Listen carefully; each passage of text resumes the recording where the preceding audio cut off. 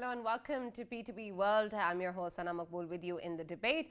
In today's show, we will be taking a look, of course, at the entire year of 2022 with a special focus on the security and economic challenges for Pakistan, many of which, of course, we have been discussing for quite some time now, especially the challenges that remain in the remaining fiscal year as we enter the year 2023. Of course, this entire year was also marked by a lot of indicators that were affecting global economy. A lot of the aspects that were, of course, going to impact the climate change issues, and then, of course, something that also impacted Pakistan. The issue, of course, we discussed even yesterday in our show with regards to the 3 C's, the issue of climate change, the issue of conflict, and then, of course, being in a post-COVID era brought in a lot of issues on the security front and on the economic front as well for countries like Pakistan. But we're going to take a closer look at how the world is going to evolve in the next year, with, of course, particular focus on Pakistan and how Pakistan will plan to move ahead on this. There was, of course, a very important National Security Committee meeting today in which important stakeholders discussed all of these challenges, especially, of course, the recent spike in terrorist activities in Pakistan, especially after what happened in Bannu and Islamabad. And, of course, a number of advisories have been given by certain countries in this regard as well. But what's important to note exactly is how we're going to be able to tackle this, what sort of difference exists in our strategy, because, of course, the resolve to fight terrorism has always been there, and we, of course, have reiterated that in the past as well and even today. And then, of course, with regards to the economic challenges, we still, of course, are trying to get in the 9th review of the IMF. Where that stands right now is still a question mark. What sort of an economic situation will it be for Pakistan in the remaining fiscal year? And then, of course, the kind of political instability that the year 2022 has seen, will 2023 be any better on that front, and how exactly that is going to affect our economic challenges as well. And then, of course, there is the foreign policy issue as well, something, of course, that has been a part of much controversy in Pakistan and finds itself in the political domain as well, which is what we're going to focus into in the next year and try to understand what sort of priorities lie ahead and how will Pakistan face the numerous amount of challenges and bring in the kind of strategy and position that it requires in the international arena to fight issues such as, of course, those with its neighboring countries, and then that too that affects Pakistan and the world as well with regards to climate change issues that, of course, have that we have started to talk about and begun our fight with regards to getting in more input from the world community, especially in terms of loss and damage, which was, of course, one of the biggest successes in 2022. So we're going to try and see all of these issues in our show today. For this and more, as always, we've been joined in the studio by senior analyst Farooq Batafi, and we've been joined online by Brigadier Retired Mr. Haris Nawaz, who's a political analyst, and we've also been joined on telephone line by Mr. Shamal Daud, who's a former president the Rawalpindi Chamber of Commerce and Industries. Thank you very much, gentlemen, for being a part of the show today. But let me start with you today, Farooq. It is the last show of the year today, and there's much that we've talked about almost every day, or at least 5 days in a week, with regards to what is going on and what is, of course, the most important issue and concerns in Pakistan. If you have to take a look back at the year 2022, how do you think it has been for Pakistan, and what sort of issues do you think we'll still be taking with us in the next year? All right, Sana, thank you very much for this very broad and very abstract question. I say that because, in any calendar year, there are 8,760 hours. And you're asking me to actually do justice to all of them. I'm sure you can within do 1 hour. When you talk about Pakistan, whatever happened in this country in the past 1 year reminds me of what Faiz Ahmad Faiz once said. Somebody asked him whether Pakistan will, survive or not, right?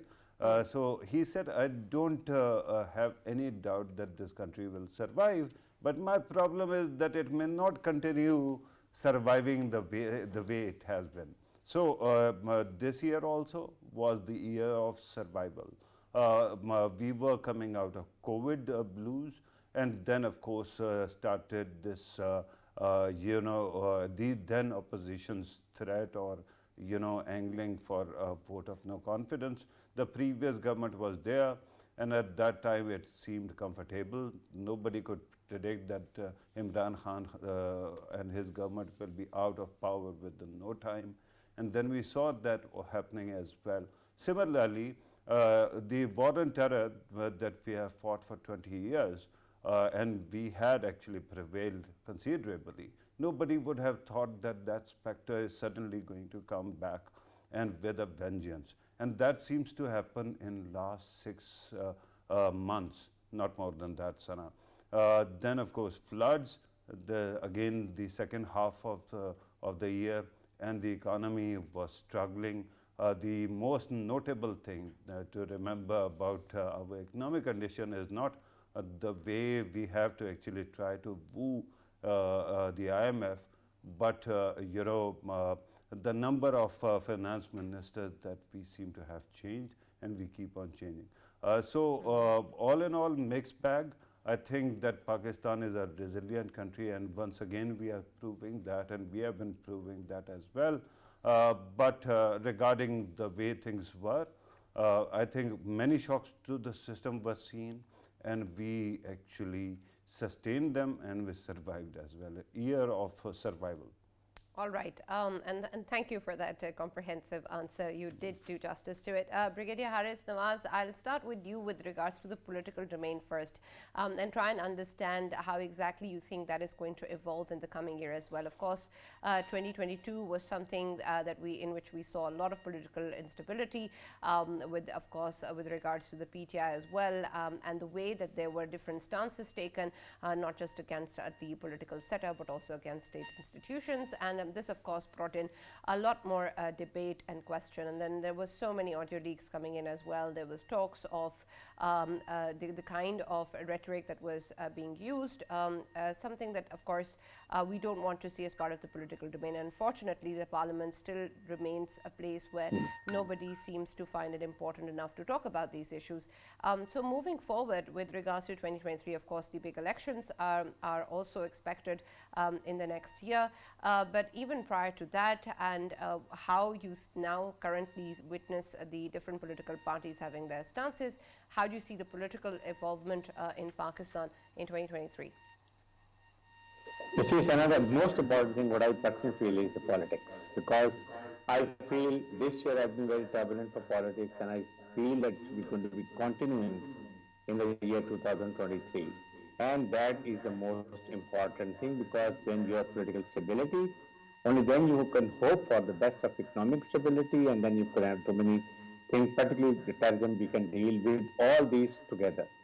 And the most important, the political parties must realize that the political stability will bring economic stability, then we can fight as a unit of the Pakistan army and of course the people of Pakistan, because you fight as a nation, that can be tackled with, and of course then there's so many other price control, inflation, and of course dollars coming down. Everything comes when you have a strong political government and strong democracy functioning in the assembly. That is the most big question mark. You have a strong government and you have a strong opposition, but unfortunately, opposition is not in the assembly, and that is causing a lot of trouble. So when the military says we are apolitical, we have got nothing to do with politics, so now the responsibility is more on the politicians. They must show more maturity, and in the year 2023, they must sit together and give a national call, give a national dialogue call that okay, we sit down here, we sit unconditionally, particularly in view of the terrorism activities that are coming up, the way we get together. At the time of APS incident, then all parties conference was held, and now it's a good opportunity, good excuse for the government to give a national call, and then let's see, Iran might also join, and then they find a collective solution. And the people of Pakistan must know the roadmap for 2023. That what all is going to happen, when we are going to have general elections, when are we going to dissolve the assembly, when we have the caretaker, then new government with the mandate with people of Pakistan, and then things become stable, and the whole world knows now whosoever the government, it has got the mandate to people of Pakistan, and then they look toward it. Then the security environments are better, economic conditions are better, and then the foreign investment is coming.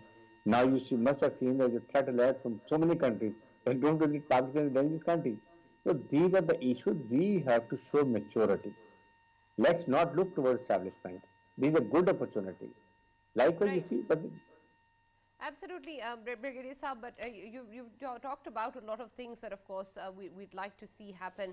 And, of course, I understand the importance of them happening as well. But in terms of where we stand today and in terms of how Pakistani politics has evolved in the past, do you really see this happening anytime soon? And that too just the next year? I strongly feel that a sense will prevail and these political parties will sit because if they think about the level of their own party business, then the business interest, personal interest, if they talk about state of Pakistan, then I think they'll have to sit down. And this is a very good opportunity. And their problem is that they are still thinking on diverging axis. So converge unity of Pakistan because the way terrorism is coming up, you have to fight it as a nation.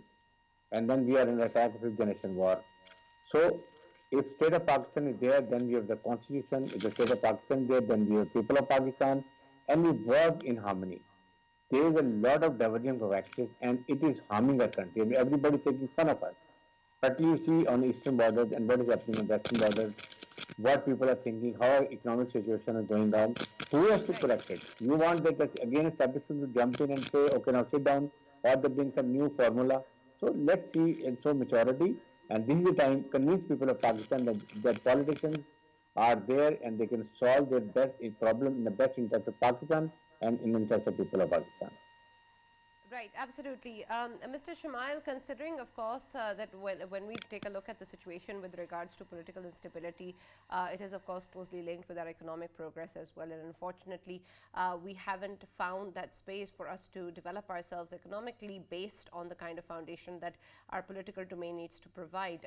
And, of course, considering the kind of business community that exists within Pakistan, investor relations, and how the larger chunk of the economy gets impacted whenever there are roadblocks, whenever there's issues coming in from various political parties. This is, of course, a matter of serious concern. But perhaps you'll be able to shed more light and give us a better perspective of where the business community stands today. Because when we talk to officials in the government and when we take a look at the financial situation, we understand that tough measures are needed and they have been taken in the past as well. But in terms of what you expect and what you'd like to see and the kind of challenges that you face, could you also shed light on how the year 2022 has been for business in Pakistan? And considering the kind of measures that the government has taken so far and plans to take in the remaining fiscal year, do you hope for betterment?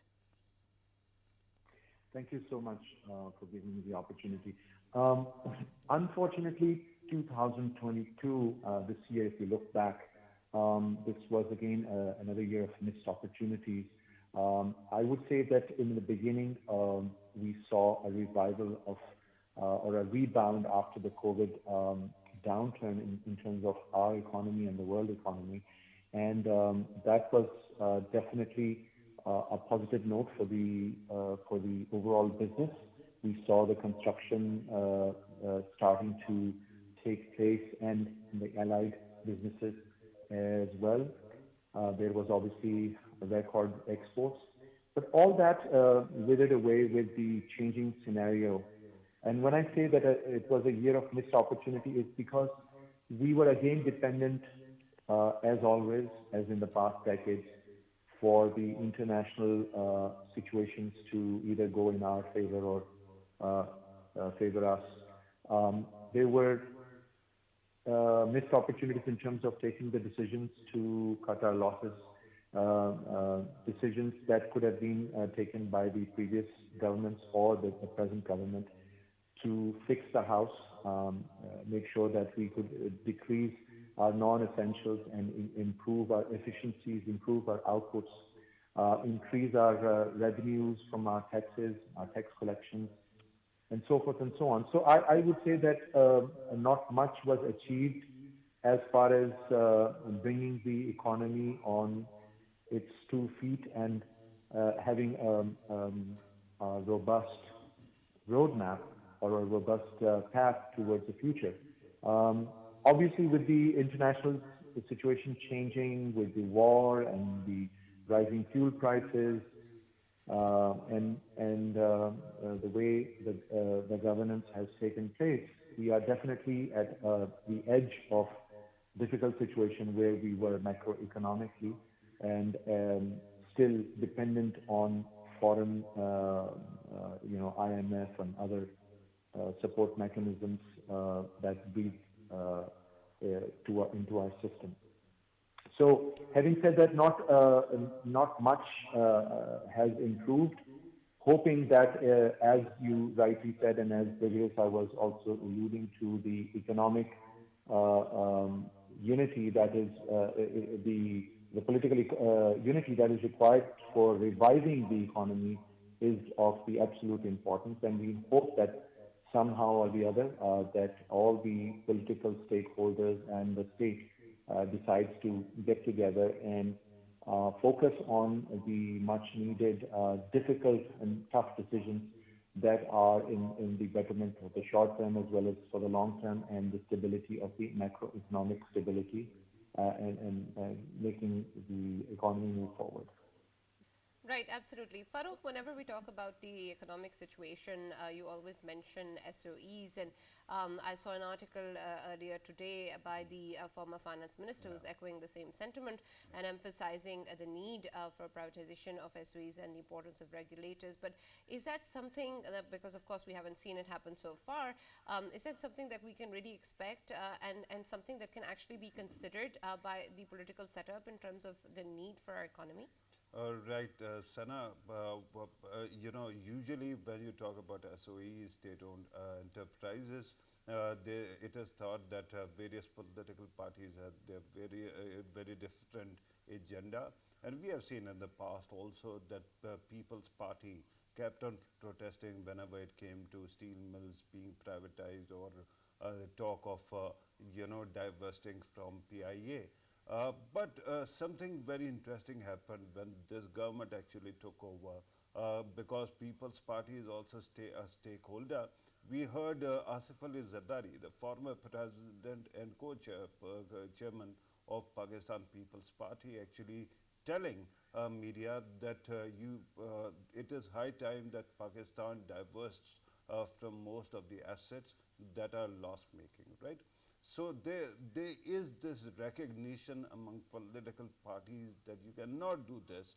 You cannot keep on burning money in the name of retaining assets which are not optimally performing in this country at any rate.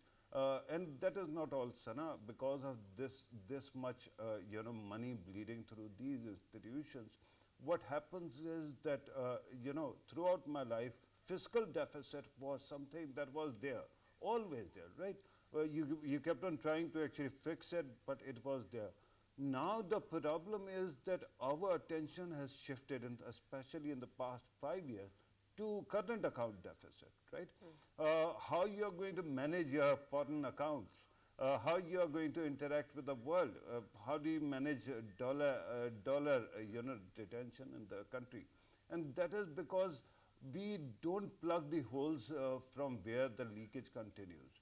So this is very important that eventually political parties will have to come on the same page, and I don't mean all of them, because I know that even if the government actually is endorsed by some angel, PTI is not going to agree with whatever they are deciding.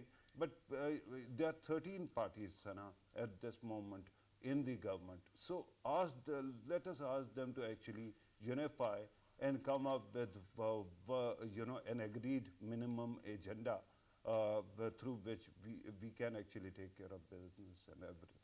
Right. Brigadier Harris, of course, the importance of the parliament in this regard is there, and we, unfortunately, whenever we talk about any sort of political crisis, or any sort of debate, we unfortunately see the issue going towards the courts instead of any debate happening in the parliament, instead of any discussion among the lawmakers. And unfortunately, from the PTI side, we haven't seen much role in the House anyway. And then, of course, the significance of this institution, this platform, then becomes weakened because we don't really see the purpose being fulfilled.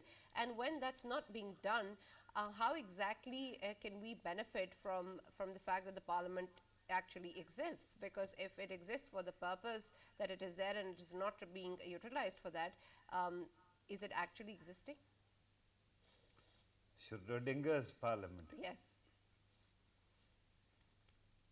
Brigadier Harris, you'd have to unmute yourself, please. Go ahead. You see, the point is, why do we have the parliament? The point is that why people of Pakistan select MNAs and MPs, because they have to go to the parliament, they represent them, and then of course they carry out legislation for the best of people of Pakistan, for the country, and then for the system and the function of the parliament start functioning. And the strong opposition, strong government, strong opposition is the essence of democracy. And unfortunately, it's not being done. And all decisions taken in the streets, they will show all the time this is happening. So we have to find what is the importance of parliament. Why not we go to the parliament, we sit over there, we criticize the government, government should listen to the opposition, and then you have corrective measures. But this is what is not happening. So why we are having this assembly? That is what is the point we must understand. If it is a democracy parliament system, then we have to give a lot of importance.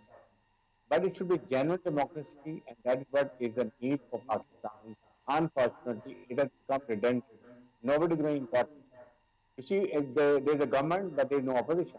So you can't say it's a functioning parliament, and then it has no value in the eyes of the world also. This is so very, very important, and we have to realize, and at least when the next year, if we expect general election are coming, then we form, people of Pakistan mandate should be respected, and they form government, and then we have so strong opposition.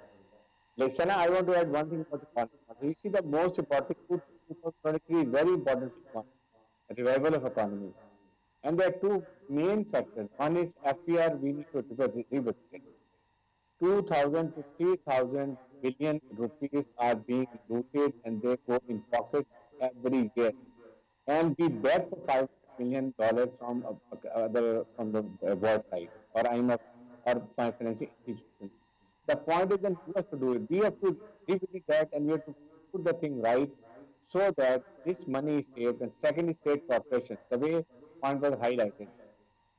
700 to 800 billion we spend on state of corporations which are not earning, whether money is being drained. So next year I feel it should be the year of privatization. We must get rid of all deadlocks which are there and we have to privatize it, give it to the private people, businessmen, and they can run it more efficiently. And we save 700 to 800 billion rupees from this 2,000 billion rupees from the FBR. See what all wonders we can do. We are begging for everything. I think we should dedicate next year to the revival economy in that way, and that is the best we can do. And I'm sure we are capable of doing it. But the only thing is we need to take strong, unpopular decisions to revive our economy. Right. Sana, before you go to our next guest, let me very quickly, request Brigadier Saab. Brigadier Saab, perhaps because of the headset that you are using or something else, there seems to be a feedback that is coming, a slight noise, which makes it difficult to comprehend what you are saying, sir. When we come next, I hope that it is fixed, sir. Over to you, Sana. Absolutely, and we're taking a look at it from our end as well. Mr. Shamail, considering, of course, that the situation with regards to the economy is very important, and I understand the emphasis that there is on conservation as well, and there's a lot of talk with regards to circular debt, particularly in the energy sector, and there have been a number of measures that have been taken up. There has been a committee formed. There's also the ambitious plan of solarization of the public buildings in the federal capital by April, which seems just around the corner. how exactly do you see these measures with regards to conservation, such as the kind of measures we took in terms of marketplace close down, and that whether or not was contributing much to the economic progress of the country, or to the kind of challenges that we faced? And then B, with regards to the energy sector, especially in terms of solarizations or other renewable forms of energy, are we in a position to put in our resources and actually reap the benefits of this as soon as April?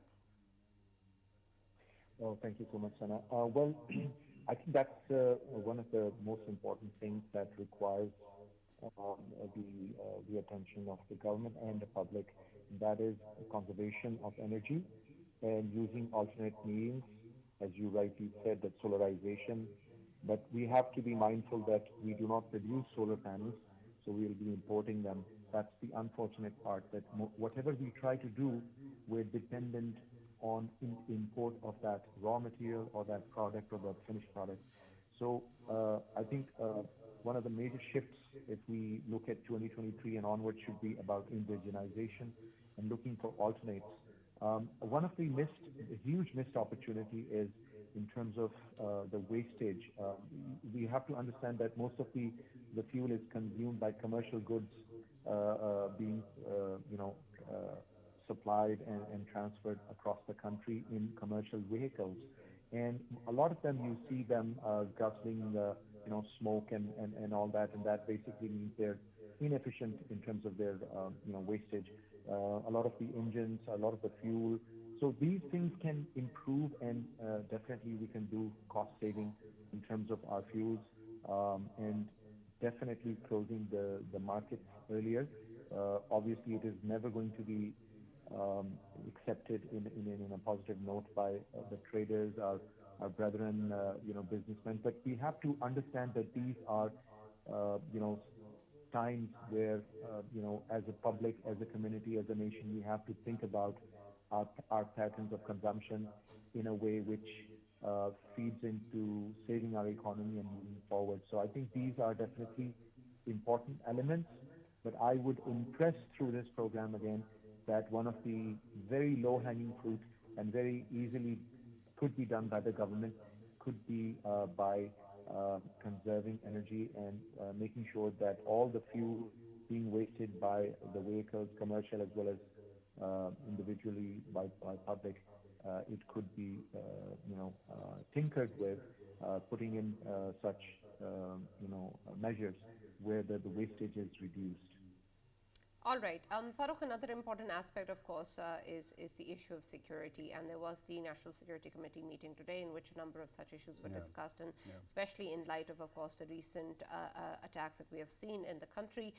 There is, of course, a lot of concern being shared by the public, being shared by the embassies of other countries as well.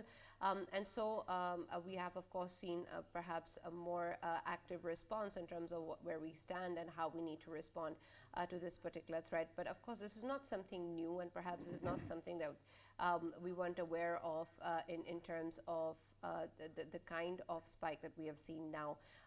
But where exactly do you think there is a need for a reevaluation of where our security challenges exist and how we're responding to them, especially in terms of the issue of Afghanistan, and then of course within Pakistan as well, the kind of response strategy that needs to be developed from the center and the provinces as well? Right, Sana, I think the answer to this is very easy, although I wanted to actually respond to what was said earlier regarding economy and then Parliament as well. After I've given you answer regarding this, I will hope that you will allow me a couple of minutes to address those as well.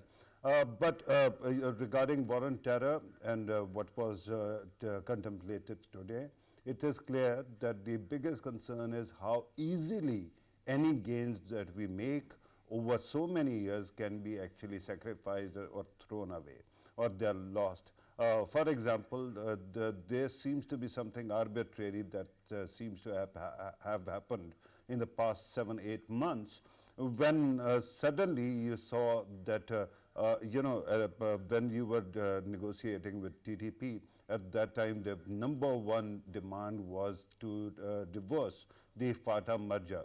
although the hard, merger, hard reversal was not there of the merger, allowing TTP fighters to come back to those areas and then removing the pickets is actually a soft reversal of FATA reforms, right? And similarly, the way you kept on, you try to fence the border, and then, the other side can walk away with kilometers worth of fence. They come, they cut it, and they just go away. And whenever we actually try to actually fill those gaps, they once again start attacking your, civilian population. So there needs to be some accountability as well.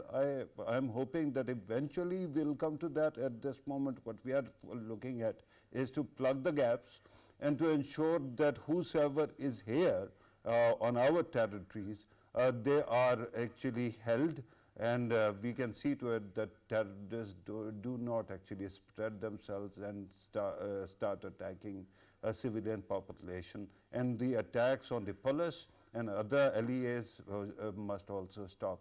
So these are the concerns that are there, and I think the current leadership, civilian and military, have the resolve to fight back, and it is very clear that they see no confusion here, right? Now, I wanted to actually respond to this circular debt question that you asked. Again, it comes back to SOEs. Where does the biggest line losses and money bleeding take place? Sana, it all happens at the level of discos. What are the discos? Distribution companies, what are they? They are SOEs, right? So as soon as you get rid of these white elephants, you are going to actually find out that there is going to be more competition, there is going to be more transparency, because a bureaucracy is a bureaucracy, and especially where you have, you call it power, but where the people don't have the actual power, then it becomes more corrupt, right? Because there's hardly any transparency at all. So the best thing is to privatize or to divest as quickly as possible. Make sure that you don't allow them to become monopolies. They are competitors in the market as well. Now the parliament. My humble submission is, why is it that parliament became dysfunctional? Who actually made it dysfunctional?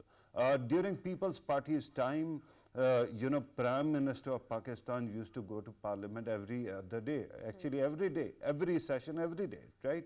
But what happened? At that time, it was the Honorable Iftikhar Chaudhry's court that actually kept on trying to curtail its freedoms. But then when parties from, the biggest province actually came into power, right? First PMLN and then People's Party, they started actually, not People's Party, PTI, they started avoiding it. And what does it tell you? Pakistan is a very diverse country. Why is it that anybody who comes from Punjab or the most populous province, most privileged places like Punjab and then also Karachi, they talk about presidential system. In a diverse country like ours, you need to have a federal system, two, B, 3 tiers of power, 3 or C, parliamentary system, because then you can, represent all the federating units in the Senate, and also popular, house is, the National Assembly. So everybody who has been trying to avoid it or sidestep it or weaken it needs to ask, what do they want to make of Pakistan's federation? Because we have had losses in the past. Why do you want to actually do something of that sort? If these parties, PTI, especially, which seems to have active contempt for parliament, because the second time they have resigned, because if we don't get our way, we are just going to demolish it. And now they openly talk about presidential system, and then PMLN also. Somehow they forget that parliament is the source of all power for a ruling party. So till the time that is not done, we will keep on undermining parliament, and because parliament will be undermined, people of Pakistan will be undermined. Absolutely. Brigadier Haris, there's of course all of these issues that are impacting our country and the kind of concerns that we'll of course be talking about in the next state as well. But let me also highlight once again the security challenges and your take on where we stand, especially in terms of the spike in terrorist activities. The resolve, as Farooq was earlier mentioning, is of course there and was reiterated in the National Security Committee meeting today as well. But there hasn't been any doubt with regards to the resolve, of course. But perhaps in terms of the way that we have seen in the past, the way that Pakistan has decided to interact with the TTP, that there is of course response coming in from the Afghan regime and the Taliban regime in Afghanistan as well, and the kind of activities and issues that have arisen at the border. How exactly do you think Pakistan will have to reevaluate both its interaction with the regime in Afghanistan and with the TTP and other groups within Pakistan as well? Are there any instances or measures that we're abandoning altogether, such as that of dialogue, because we haven't seen much result? Or is this again something that perhaps will be on a case-by-case basis, or how there is an increase in terrorist attacks and then of course a reaction coming in? So now you see, for the very good thing, it was timely needed that we had a National Security Committee. And I think it is again continuing. Monday again they're going to sit and devise a final, whatever they carry out announcement, and then there's a policy made. But of course, the first important thing is let's make it more effective, a national action plan. And NACTA has to be more effective, because that was a place from where everybody you should bring information, it should be collated, and then it should disseminate to everyone. So you need a lot of coordination at that level. But then we need to have 2-3 strong strategies. Number one is you must engage Afghan Taliban, then you tell them what is their responsibility, what all we have done for them, and now what we expect from them. And the most important thing, when they are committed and told to everyone that their land will not be used against any territory or against any country, so you have to ensure. But for that, we must engage USA and also, I would say, NATO, because they have frozen their financial assets. So they have to release them, because unless they have a writ of the government, it is very going to be difficult that they can have control all these terrorist operations. Number two, we have to be very tough to the Taliban. Pakistan, we have to carry out fresh all operation strategy, work of strategy, and then we go all out for them. First, we should push Afghan Taliban that now you should tell them to leave Afghanistan and come towards Pakistan, and then we are the one to handle them, sandwich them, and clear those areas. And that is very, very important, because the rate of the government, nobody should be able to challenge in Pakistan. That, and nobody can. Our military is battle hardened, they are trained. We've got a new chief army staff, he's very different. We have a lot of us. That again, peace will be brought in front of all the areas. That's very important. But then you need to have a total unity at national level. Government, then people of Pakistan, and military force. They have to fight together as a nation. Nobody should have an idea that we don't have the same policy and don't have a unity in that. All political parties are working on one thing, that we have to eliminate terrorism from the root cause, eliminate from that. And I think that next year we dedicated to this. It's a big challenge: economy, terrorism, and political stability. All three things are very, very linked together. Because the better we have the economy, we can have a national security issue, because we don't have money, you can't buy weapons, you can be training for people of the Pakistan army, it will be seriously. So three things are very important, and the whole government and military should focus on that. Stability, political stability, economic stability, and fight against terrorism. Right, absolutely. Absolutely, and all of those are important. But of course, there are also factors that we share in terms of the concerns that we have with the global community as well. And one such thing is, of course, the issue of climate change. And because of the way that Pakistan was impacted and the way that we talked about this issue, there was a lot of discussion. And fortunately, the kind of issue and response that is usually put on a back burner came on the forefront, and we had discussions around loss and damage. But again, there is much that needs to be done in terms terms of that actually translating into action.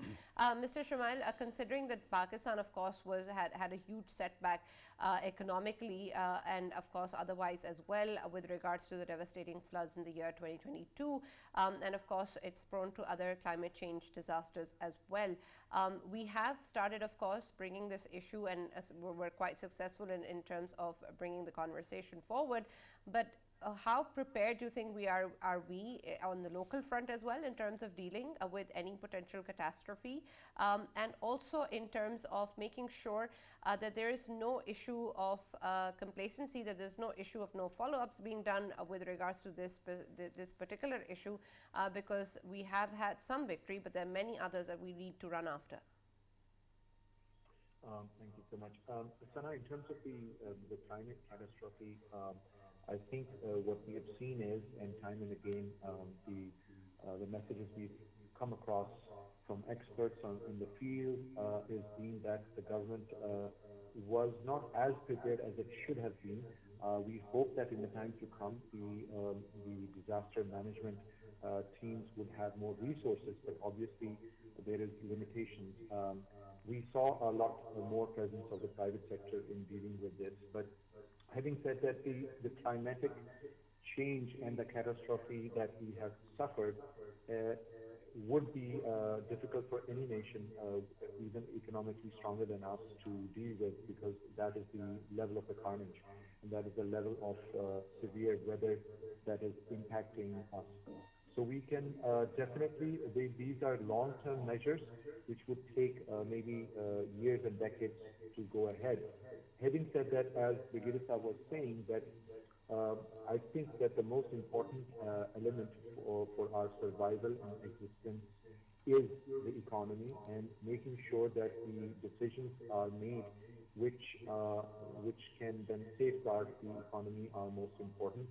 I think that the government and the state needs to make those hard choices, and we cannot carry on with a delivery of poor delivery in terms of outputs and policies, and not having in the parliament functioning and making the bills, and then the government and the state and the public paying for their complacency. You know, it just doesn't make sense that there are 80 ministers who would work, but then they would not perform, and then we have to privatize those state-owned enterprises. So the government needs to really understand that in order to us move forward, we really need to make those hard choices, right, and take the public in confidence.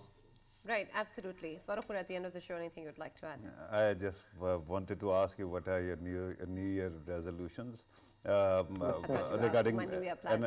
and I'm going to actually, your resolutions, not plans. But before that, I tell you what I think I'm going to do. I will try to speak less, and I will try to write more. That's your New Year resolution? Yeah.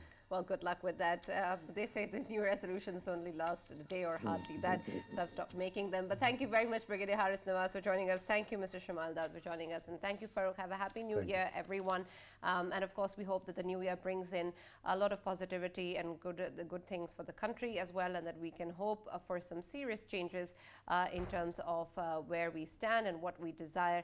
And whatever changes are made with a lot of foresight and a lot of sense by the decision makers that are, of course, there and have been given this responsibility. So let's hope for the best, and let's bring in the new year and welcome it with a lot of positivity, and hopefully it will be a good one for the country. That's all that we have from the debate. We'll see you now next year. Have a nice day.